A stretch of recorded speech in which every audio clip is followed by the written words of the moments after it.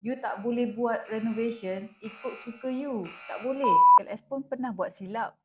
Bukannya KLS mengajar ni, KLS terus bagus.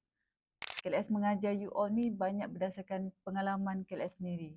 So KLS pernah buat silap, buat renovation yang salah, beli perabot yang salah. Okay?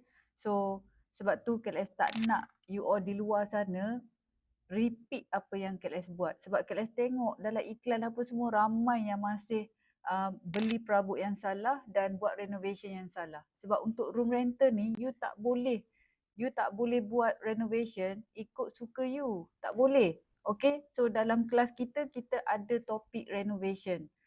So you all akan belajar lebih detail lagi untuk pilih material, untuk pilih macam mana kita nak renovate rumah supaya you boleh maximizekan you punya duit renovation tu. So sangat sedih bila kita punya renovation kau habis sampai 60,000 tapi tak balik modal. 2-3 tahun pun tak balik modal lagi. You all jangan jadi macam tu. Alright, datang ke kelas Financial Freedom with Room Rental. You all belajar cara bijak nak renovate dan pilih perabot. Okay? Klik learn more sekarang.